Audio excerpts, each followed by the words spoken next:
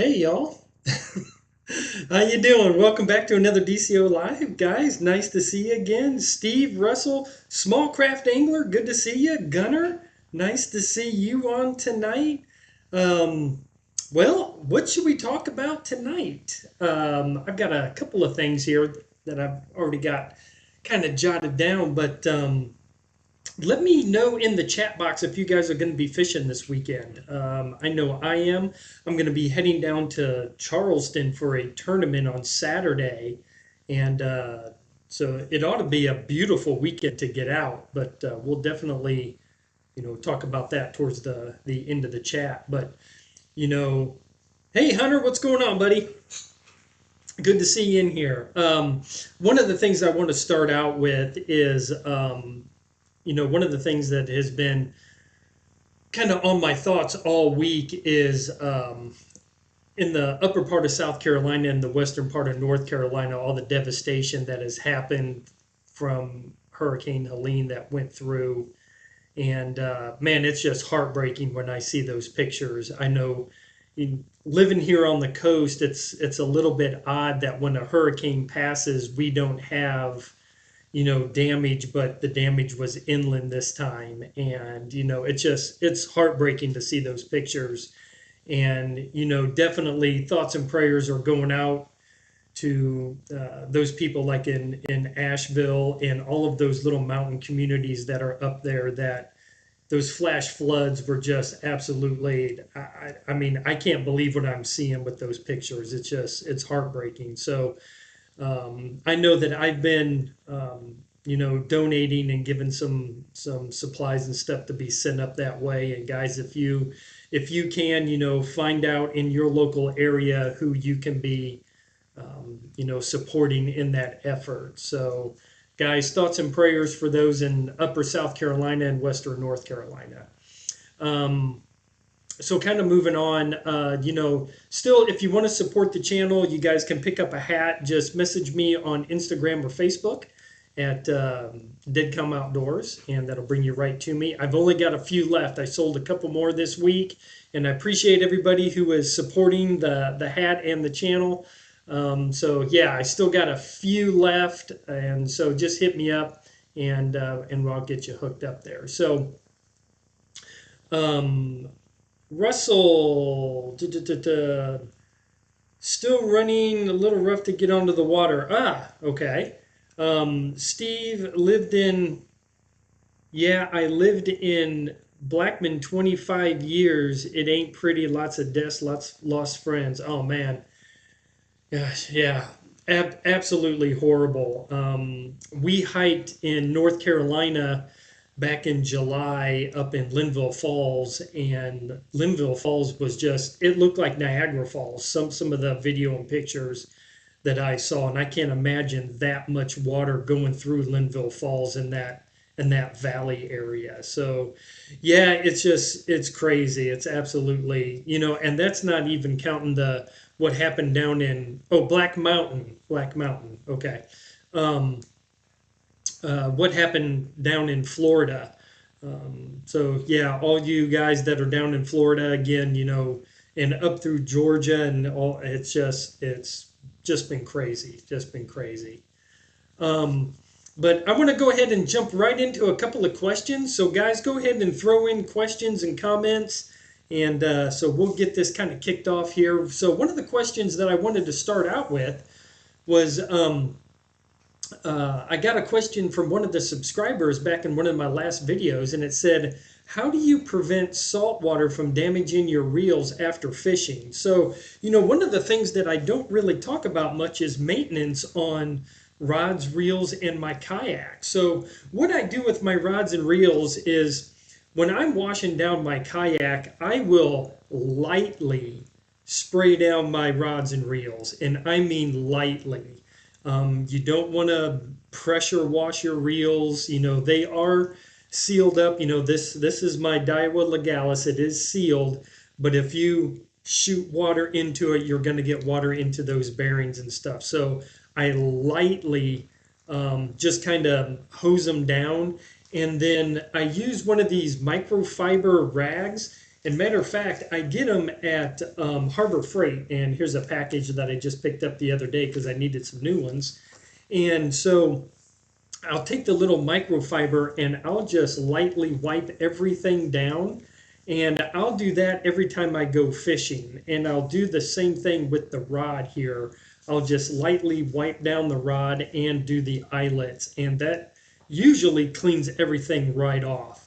Now, once a month to about every 6 weeks, I will break into the reels. I will take it apart. I'll take the spool off and I will oil the shaft that's in there. I'll take the handle off and oil here. And then the little roller, let me see if I can get it into the picture here. This little roller on the spinning gear, I take that off. You just take a little screwdriver, pop that out, and I oil that little roller in there. And that's what I do once a month for my reels to keep these working and spinning really nice. This is probably about a year and a half old and the thing works brand new. So if you take care of your gear, it'll take care of you when the time comes. So yeah, I thought that was a great question that I don't usually address very often. Now with my kayak, I use a product called D-Salt from betterboats.com. They sent me a sample pack with a hose adapter, and I tell you, the product works fantastic. It takes the salt grime right off of my kayak, so I'll hose it down with some water and then use that de-salt and then hose and flush everything off of it. And I do that every time that I get off of the water. So it may not be that day. Sometimes I get a little bit busy and I kind of park the kayak. But usually the next day I get everything hosed down and cleaned up and put right back up. But yeah, the maintenance part, it's really important. And I haven't broke into my pedal drive yet. I've had my pedal drive for about a year and a half. It's starting to sound a little rough. But I think after I get through the tournament this weekend, I think I'm going to break into it, open it up a little bit, grease up the gears, and just make sure that that is, working right. I just don't want to break into the pedal drive a day or two before a tournament, just in case something happens and I can't get the drive back together, and I won't be able to hit the water and fish in that tournament. So. I'm seeing a lot of, comments in here that going down to Hilton Head in 2 weeks, any tips? So, with it being in October, I guess it just kind of depends on what you're going to target, Gunner. Let me know what you're going to hit for. October right now is a fantastic time to be fishing. So if you're down there in Hilton Head and you want to target like some big bull reds right now and you're in a little bit deeper water or whatnot, use some live bait. Put on like a 5/0 circle hook and get yourself some fresh cut mullet or a blue crab and throw it out there. Let it sit on the bottom with like maybe a 1/2 ounce or a 1 ounce sinker, whatever it takes to kind of hold that bottom. And man, you'll pick up redfish with that. So flounder, trout, creek mouths. You know how I feel about creek mouths. I never paddle past a creek mouth without throwing something up in that way. So yeah, let me know what you're wanting to target down there, Gunner. Maybe I can help you out a little bit more. Everett, good to see you. I'm glad you could join us tonight. Appreciate that. So the next question that I have is more clarification. So I had another subscriber ask, this was a couple of videos back where I fished in a tournament. It was a low country kayak tournament and it was a redfish tournament. So I had explained like all of the rules in the beginning of my video. And I said that for the tournament, the slot size is 15 to 27 inches. The gentleman commented to me and said, I thought the slot limit for South Carolina is 15 to 23. And you are correct. So if you want to keep a fish, a redfish in South Carolina, it has to be between 15 and 23 inches. The tournament I was in, they set the slot limit 15 to 27, and it was a photo catch or catch photo release tournament. So we could not keep any fish. That's why the slot limit was 15 to 27 inches. So it was a good question, and I should have probably have clarified that in that video, but that was tournament specific slot size. But I always tell anybody that if you're going to a new place to fish, especially a new state, make sure you check the regulations. Don't rely on any YouTubers, don't rely on myself. You look it up. You are responsible to know the fishing regulations and the sizes and the bag limits and the creel limits for the fish you are going to keep. Because if DNR stops you and you're like, hey, Chris with Deadcom told me it was 27, DNR is going to be like, let me tell you something, he's wrong. So make sure that you are checking the regulations before you go out on the water and you understand those. Okay, so yeah, I always tell everybody, double check me on everything. I make mistakes, I'm human. I'm sitting in front of a camera and I'll misspeak. I'll be just kind of talking and I'll get numbers mixed up. So that's why I rely a lot on you guys, especially on the comments, and be like, hey, listen, you said it was 27, but I think it's 23. And so, yeah, it's a two-way street here, guys. I am not perfect by any means. I don't want to be perfect. So, you guys keep, checking me also with the facts that I spew out here. So Gunnar says, I'm going to be targeting some smaller reds and flounders. Great. Get up into the creeks and start pushing back into the creeks. So on the incoming tide, if it was me, I would push back into the creeks and look for the bait fish and the shrimp. If you are not seeing bait fish and shrimp, you are not going to find the fish. So this weekend, matter of fact, I'm going to go ahead and bring this up right now since we're talking about this. Let me switch this up real quick and let me share my screen here. So since we're talking about some strategies and incoming tides, so this is Saturday's tide chart, and this is for Merle's Inlet. I just brought up Merle's Inlet. So you can see in the morning right here at sunrise, which is about 7:15, it's an incoming tide till about 10:30. So if I was fishing Merle's Inlet, I would be working my way back to the back of the creeks and to the flats, because that's where all this water is going to be pushing all that bait fish. And then, 11 o'clock or so, as it starts to drop out, I would start pulling off of the flats, start pulling out of those, the backs of the creeks to more of the front of the creeks and the creek mouths.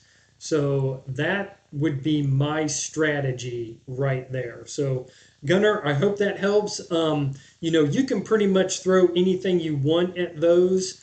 The flounder, make sure you're on the bottom. So however deep it is, a 3/16 or a 1/4 ounce, make sure you're on the bottom. Paddle tails, jerk shads, and shrimp are all fantastic. I caught flounder all last weekend on all 3 of those. And redfish, if they're feeding on shrimp, throw shrimp. And I would even throw smaller paddle tails like the Z-Man minnows, like the 3-inch, for the more slot reds, 15, 23, 25. I would throw those back into those when you're in the back of the creeks for those smaller redfish. So yeah, I hope that helps you out. Hope that helps you out.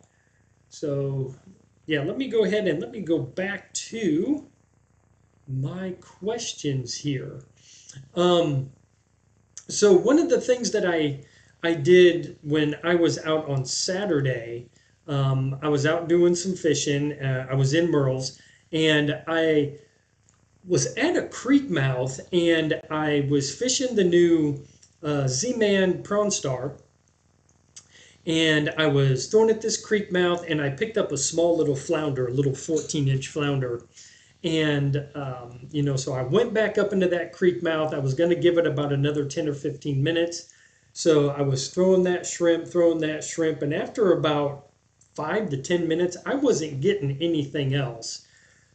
I knew there was other fish there. There was a bunch of bait coming out of this creek. There had to be something else. So I switched up my lure and gave them a different presentation. And I went with a 1/4 ounce trout eye with a diesel minnows 4-inch paddle tail. Threw that up in there, and I think it was the second cast. I'd have to go back and look at the footage, but I think it was the second cast that I threw up in there, and I got an 18.5-inch flounder. So just switching up that presentation and a different look triggered a strike, and I got another flounder, and I got a big flounder. I got an 18.5.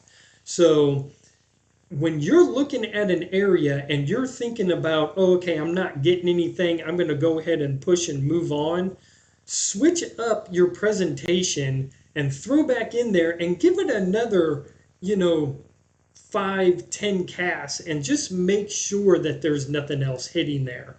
Because it happened again to me on the same trip, a little bit deeper into a creek.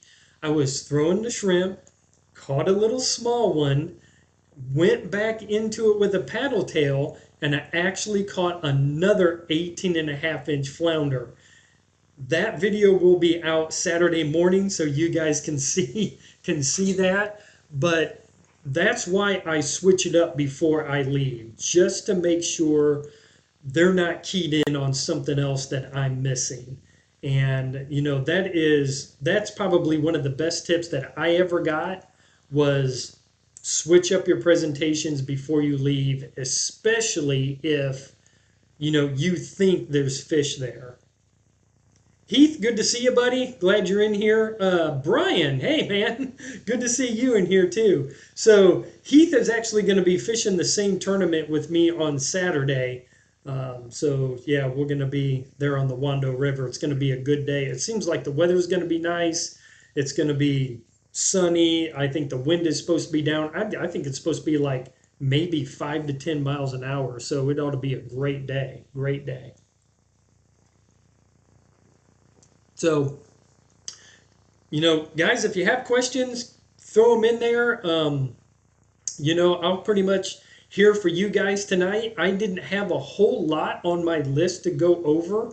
One of the things that I did have on here is to maybe talk about fishing some grass flats and some flooded areas. That's one of the things that I'm probably going to do this weekend. And matter of fact, a couple of weeks ago, Heath and we met up down at the Wando River, and we fished some grass flats. And it's definitely a little bit different fishing. It's more sight fishing, looking for movement, looking for bait, and trying to make a cast on something. We got skunked out. I got like a 13-inch flounder, but that was it all day. Nobody was catching any fish that day for some reason. I talked to a guide when I went back to the landing, and he had 2 clients with him, and he was skunked out. They saw fish, but they couldn't get anything to bite, and that's going to happen. That's going to happen. But a few little tips for fishing the grass flats and these little marshy areas, especially at high tide, and these things get flooded out, is one of the things on my notes was patience. You gotta have patience.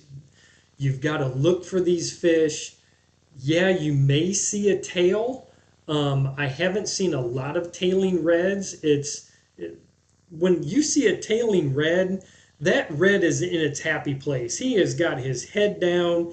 He's feeding on shrimp and crabs, and he doesn't have a care in the world. And that's why that tail is just going, and he has got his head down, and he is just rooting around digging for food. So, you got to be patient. You got to look for signs.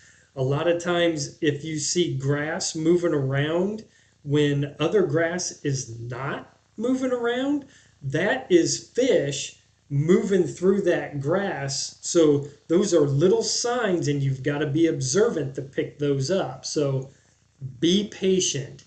You need to find the bait fish and the shrimp to find the fish. So push back on these flood tides and these grass flats and way back into the creeks.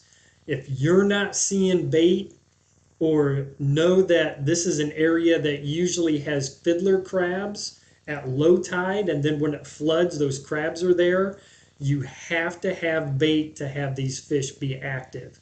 If you're not seeing anything, go someplace else. Find another creek, find another flat, an area in these flats to look for these feeding fish. That is the key to these grass flats. And guys, if you have any other tips for fishing these grass flats, throw them in there, and and share it with the group, because honestly, we're getting a really good community in here right now of guys who love to saltwater fish. And we're starting to get guys from really all around the world who are into this. So that's why I started this, and started this live chat every Thursday, is so we could get a bunch of like-minded guys together and gals, and just kind of talk fishing and throw out ideas and all that. I sure as hell don't have all the answers, and so I learn just as much from you guys than I do anything else. Steve, I know I point you out quite a bit. You turned me on to little spinner baits and underspins and stuff like that, and and I've got mine sitting right here now. I'm going to be throwing a couple of these on the Wando on Saturday, so I got some spinner baits going, and so I appreciate that. And so yeah, let's learn from each other. Russell, how long do you wait before you move into a flat when the water's on the rise? As soon as I can get onto the flat, I get on it. Um, my pedal kayak, with my pedal down, I need at least a foot of water on that flat, and then I can push out in there. Now, if I'm seeing activity on that flat and it's less than a foot, I'll pull my drive and I will lightly paddle or quietly paddle back up onto that flat, because I like to hunt redfish in 3 feet or less of water. And if I can see reds in a foot or lower and their backs out of the water and they're cruising, I am going to push up in there. So as soon as you feel comfortable, or as soon as you can get your kayak or boat back in there, I'd be getting up in there, because those fish can get up in there in 4, 6, 8, 10 inches of water. I'd be pushing up in there. Everett, I use weedless shrimps in the grass. Weedless is the way to go. When I'm using a top water, I use single inline hooks, because they won't grab the grass as often, and go weedless. If you can go weedless and you have confidence and you can give it enough of a hook set to really drive that hook into the fish, weedless is the way to go. Absolutely. That is a great tip. Thank you, Everett. Steve, light lures and flies and paying attention. Yep, that's it. Don't need to go any further, guys. Appreciate it. I'll see you tomorrow. No, that's perfect. Yeah, lighter lures, lighter weights. 1/8 of an ounce, 1/16 of an ounce, or maybe even just a unweighted EWG hook, rigged weedless, and throw it in there. Absolutely, absolutely. Everett, I got more nice flounder this year using spinners in white. Yep, absolutely. Yep. I think, Steve, I think you said last time that you like to use a chatterbait and pop those real hard off of the bottom. So yeah, absolutely. That's another great lure and a great bait and tip is use those spinner baits right off the bottom and hop them. So yep, absolutely, absolutely. He said, I definitely want to try the flat again on Saturday. Yeah, absolutely. Absolutely. I've been looking at a few things, and there are a ton of areas that I want to look at.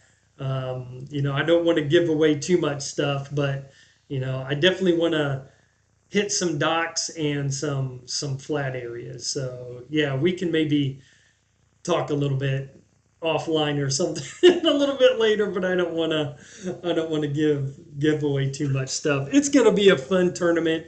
It's a tournament that benefits Heroes on the Water. It's called Battle at Paradise. And so I'm just going to go down. I'm going to have some fun. It's a two fish aggregate. It's one redfish and one trout. And yeah, I'm just going to go down and have some fun. I actually want to try to do a slam or maybe even a double slam. I'd love to get two reds, two trouts, and two flounder. So that's kind of what I want to do. Yeah, it'd be great to, catch a couple of reds, couple trout, and be in the running, but that's not why I'm going down. I'm actually going down to support the Heroes on the Water. So um, he said, I have good luck with flooded grass with light presentations like Ned rigs. Yeah, absolutely. So I'm starting to see a little bit of a trend with flooded grass flats, a little bit shallower water, and lighter lures. So yeah, it's the way to go. It really is.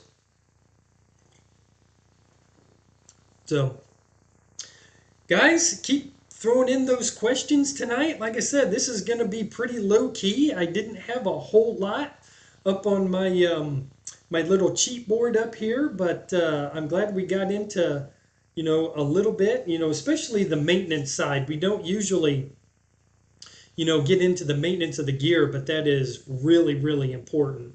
And like I said, I at least lightly rinse down my gear when I get off the water, and then I do a monthly maintenance on my reels, once a month or about every 6 weeks. And it's only like a drop or two of oil. I mean, it doesn't take a whole lot to keep these things, in really good working condition. So, Everett, I appreciate that. He said, good luck in the tournament.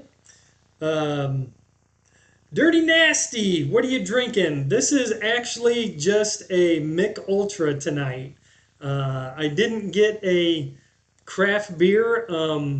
I usually am drinking some kind of a craft beer, but I had some Mick Ultras left from a couple of weeks ago, and so I'm slumming it tonight. That's all. That's all I'm doing.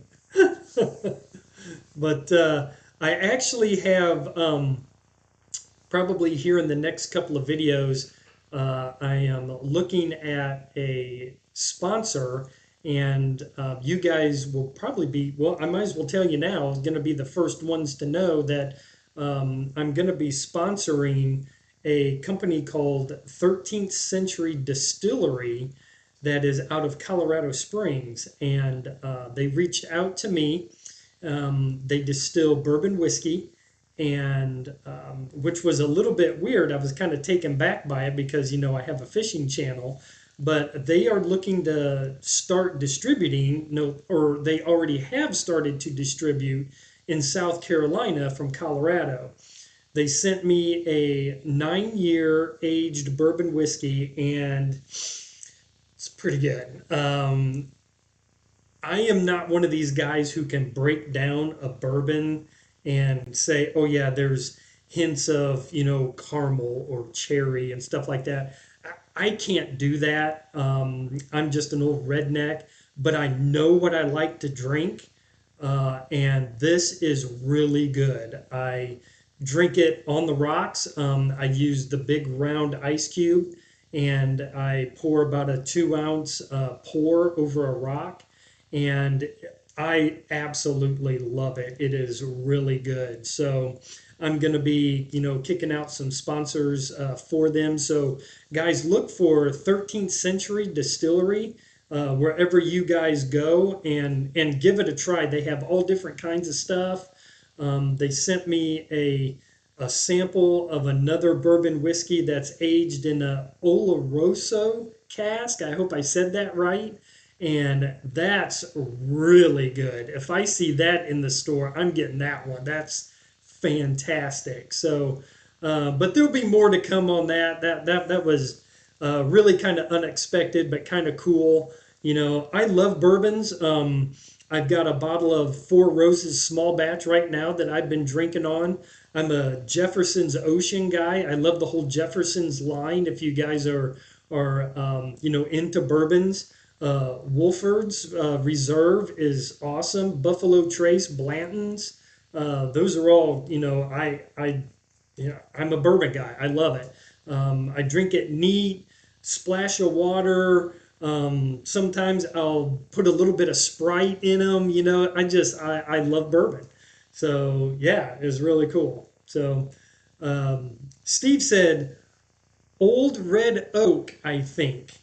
Okay. Is that the name of a bourbon or how it's aged, or I'm not exactly sure what you're asking, but uh, Dirty Nasty, yep, that's what I got tonight. I'm slumming it tonight, but uh, Wolford's Reserve, yep. So, guys, I appreciate you. I'm gonna go ahead and sign off unless you guys have any more questions. Keep it kind of short. Well, no, we're not keeping it short. We're right at 30 minutes. So, guys, again, I appreciate each and every one of you. And, if you want to help support the channel, like I said, I do have some hats left.